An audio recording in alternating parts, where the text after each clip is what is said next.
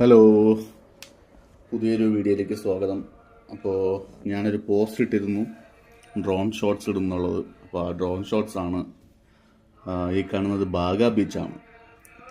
അപ്പോൾ ബാഗ ബീച്ചിൽ ആക്ച്വലി ഈ വീഡിയോ എടുത്തത് എൻ്റെ കൂടെ വന്ന രണ്ട് പേര് ഇപ്പോൾ വരാമെന്ന് പറഞ്ഞ് പോയിട്ട് ഒരു അഡ്രസ്സില്ല. അപ്പം ഇവന്മാരിത് എവിടെ വായി നോക്കാൻ പോകാനാണ് എന്ത് ചെയ്യുന്നത് നോക്കാൻ വേണ്ടിയുള്ള പോരാട്ടമാണ് നടക്കുന്നത്. അപ്പോൾ നമ്മൾ ഇനിയൊരു ഫ്രണ്ടാണ് ഡ്രോൺ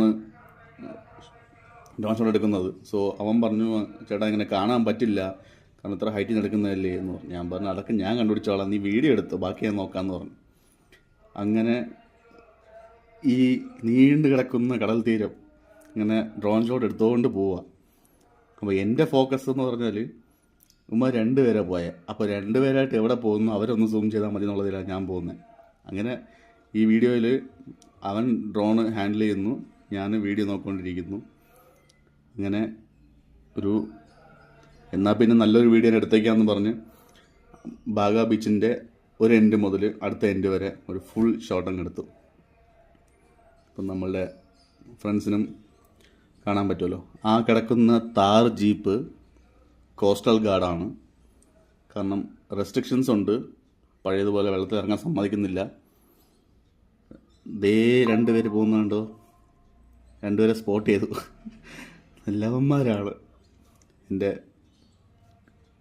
ഫ്രണ്ട്സ്. ഈ രണ്ടുപേരെ സ്പോട്ട് ചെയ്തിട്ട് ഞാൻ പിന്നെ അപ്പം തന്നെ ഫോൺ എടുത്ത് വിളിക്കുകയും ചെയ്യുന്നത്.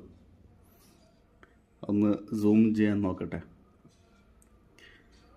ഞാൻ ഫോൺ എടുത്ത് ഡയൽ ചെയ്യും, വായി നോക്കിയിട്ട് മതി തിരിച്ച് പോരെന്ന് പറയാൻ വേണ്ടി.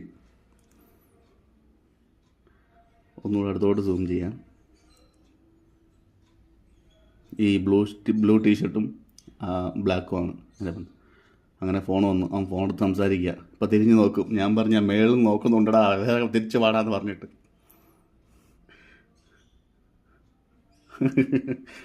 അങ്ങനെ അവരെ സ്പോട്ട് ചെയ്തു, തിരിച്ച് വരാൻ പറഞ്ഞു. കാരണം നേരത്തെ 2 വർഷം വിളിച്ചപ്പോൾ ഫോൺ കിട്ടുന്നില്ലായിരുന്നു, അതാണ് ഡ്രോൺ വിട്ടത്.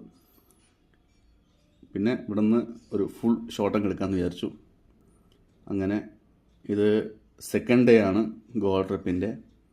ഫസ്റ്റ് ട്രിപ്പ് അഞ്ജന ബീച്ച് അങ്ങനെ എന്തോ ആണ്. അത് അടിപൊളിയായിരുന്നു.